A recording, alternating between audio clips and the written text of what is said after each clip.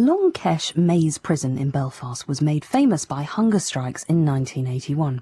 In this programme, archaeologist Laura McAtackney reflects upon the surprisingly emotional reaction she had to the decaying physical remains of the hospital building where 10 young men died. She remembers growing up in Northern Ireland and asks whether the site has made the move from functional to cultural, perhaps even sacred.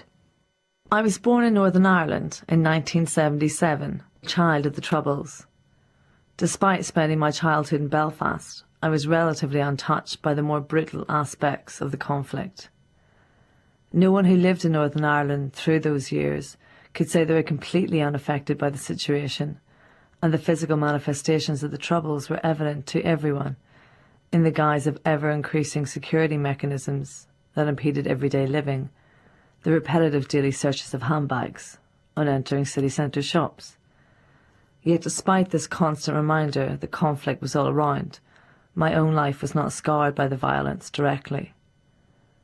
I have always questioned the accepted wisdoms perpetuated by both sides about the origins and course of the conflict. What precipitated the conflict?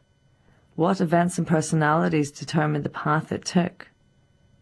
How did the violence impact on wider society? Such questions led eventually to my use of archaeological principles to study Long Kesh Maze Prison. I consider the site, located 12 miles outside Belfast, to be central to many of these debates. Sociological studies of Northern Ireland have tended to focus on working-class urban areas, the strict segregation between neighbourhoods undifferentiated except from the colour of flags, curbstones and wall murals that loudly proclaim them to be either Catholic or Protestant enclaves. Similarly, political studies have often concentrated on the parochial manoeuvrings of local parties, yet the ominous building that is Long Kesh Maze Prison had repercussions far beyond the confines of its walls. Indeed, one could suggest that throughout its life, a reciprocal relationship has existed between the prisoners held within and the wider society from which they came. They simultaneously preempted and responded to the actions and proclamations of the other. Long Kesh Maze Prison was first opened as an internment camp in 1971, despite being unused since the end of World War II, when it was an airfield operated intermittently by both the American and British Air Forces. Utilising the site was considered necessary to allow the holding of large numbers of internees, a prisoner category created due to the controversial, some would say disastrous, government policy of internment without trial of the early 1970s. The association of the prison site with internment was to have a major impact on the public perceptions of the site and their sympathy with the inmates. The physical manifestations of the first prison buildings were dictated by necessity and therefore followed the existing layout of the airfield site, with temporary metal Nissan huts built on pre-existing landing strips and contained within so-called cages of wire. The inappropriateness of this unconventional design was soon recognised, and in 1975 the Gardner Report recommended that the prison buildings needed to be replaced to allow greater control of the inmates. Hence the more famous H-blocks were constructed.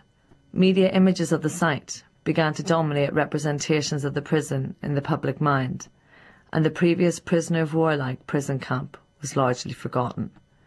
The images of the H-blocks became cemented in the public imagination with the escalation of prisoner protests at this more traditional form of imprisonment that culminated in the one event that most people associate with the site, the hunger strikes of 1981. Anyone living in the UK at that time must remember the extensive media coverage of the death of 10 young men in the summer of 1981. This action propelled Long Kesh Maze from being merely a container of paramilitary prisoners to becoming an internationally recognised component of the conflict in its own right. So seminal was this event that it has been said that the long, drawn-out death of the 10 men acted as a recruitment drive for the IRA, extending the conflict in Northern Ireland by years, if not decades. Indeed, Long Kesh Maze only ceased to function as a prison in September 2000 as a direct result of the signing of the Belfast Good Friday Agreement by all the major parties in Northern Ireland in 1998.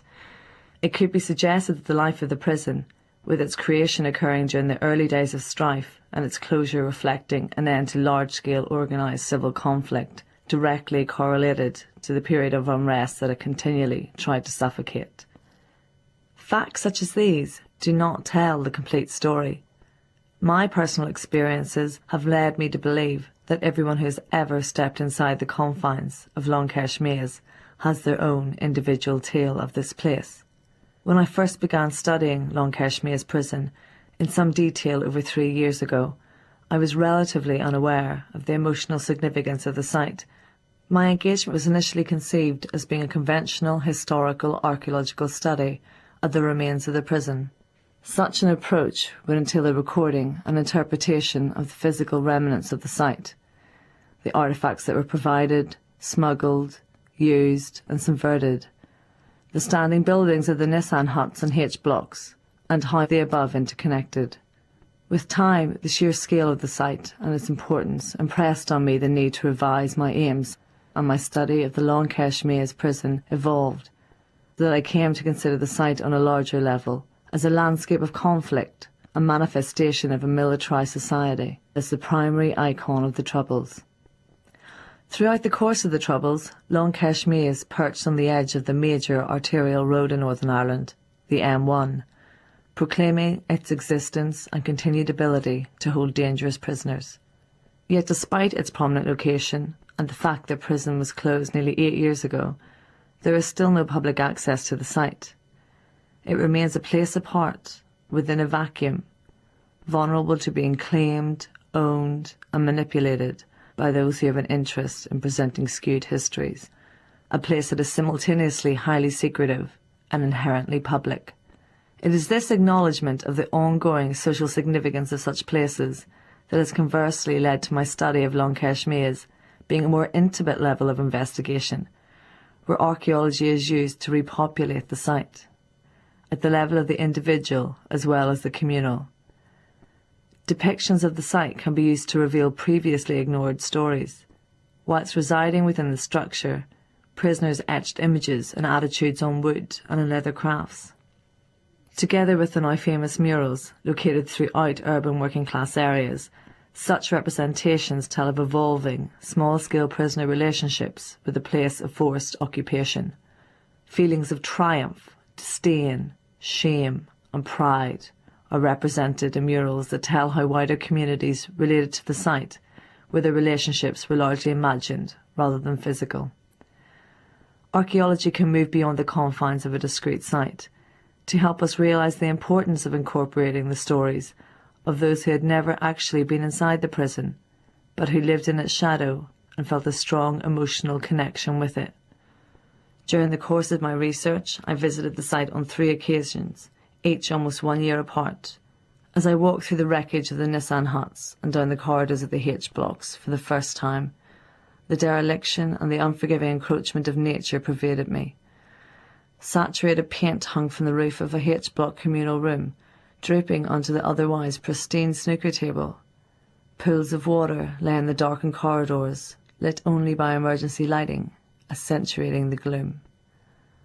Individual cells were randomly scattered with debris of prison-issue furniture, the only consistency being the rather garish curtains still hanging by each barred window. On my first and second visit, it was noticeable that the Nissan huts had suffered more through their longer period of dereliction, dating from at least the mid-1980s, with the temporary partitions barely standing, few artefacts remaining, and graffiti much dulled through exposure to the elements. As time passes, these structures have become less stable, and some were surrounded by metal barriers. Any attempt to enter them is prevented. In November 2007, the remains of the first manifestation at the prison, those of the internment camp, were demolished. Only a representative sample was retained for use within the controversial regeneration plans for the site. Another recipient of this regenerative goodwill is possibly the most famous building on the 360-acre site. The hospital was built alongside the H blocks from 1976 onwards as part of a policy to implement official control of the prison.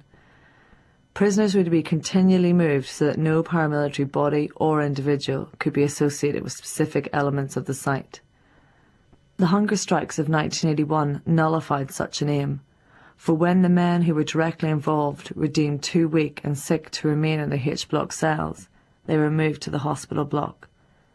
They were not shifted again until after they died, between 5th of May 1981, when Bobby Sands died after 66 days, and 20th of August 1981, when Michael Devine died after 60 days. From this period onwards, the paramilitary organisations from which these men originated felt a very special bond with the hospital where their heroes, their icons, died. Finding myself confronted by a building where almost mythical events occurred made it difficult to focus on the structures. I felt a more universal, human reaction to the palpable suffering of others. On my first visit, I entered expecting no real emotional connection to the site.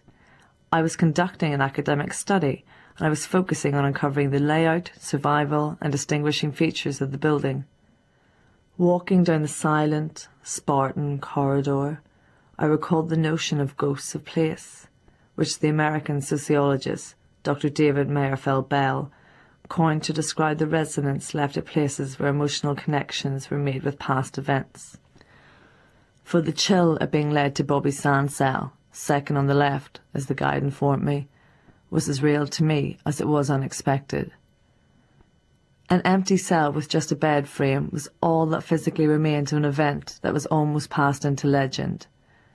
The sheer power of such sparing, yet deeply poignant remains go to the heart of why we should conduct historical archaeologies.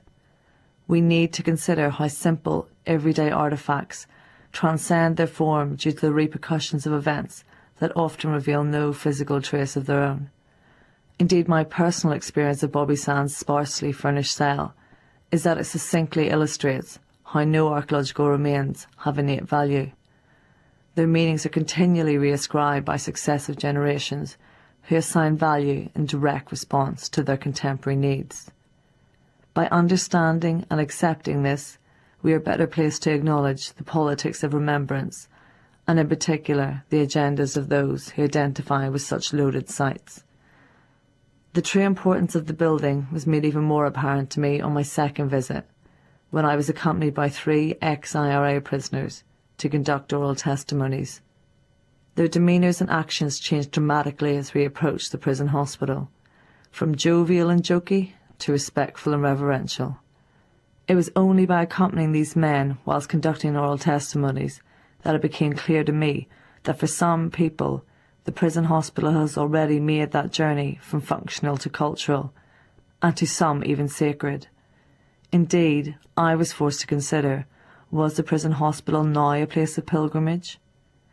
This is the one element of the site that actively continues to live and evoke feeling, both positive and negative. Not everyone feels a sense of identity with the hospital. It is equally reviled by those who detest the paramilitary organisations that the prisoners represented on their hunger strikes. Bobby Sands' cell had seen a rather dramatic change to its austere interior between my second and third visit to the site. The springs of the bed frame revealed evidence of multiple recent interactions. Minute springs had been removed and secreted in some hidden pocket of a visitor, over and over, leaving the remaining springs hanging tenuously to one side of the frame. Each interaction had left the bed increasingly bereft of its constituent parts, but provided tiny trophies, highly prized memorials of the most sacred figure in the Republican hierarchy. Such individual yet communal actions covertly defy the authority of the government, who continue to own and control the site. For me, it was these fractional and intimate changes that reveal the true nature of essentially an institutional site. The removal of bed springs shows not only how events that occur within a place can irredeemably change its nature, but also reveal the ongoing, silent attempts to reacquire place. Such struggles are revealed through archaeology, through the study of the physical remains of place. For who could imagine such continued struggles from the skewed vision created by research done solely from beyond the gates of the prison, from the safety of record offices, libraries and academia? Tonight's essay was presented by historical archaeologist Laura McAtackney, and the programme was produced in Bristol by Rachel Kiddy.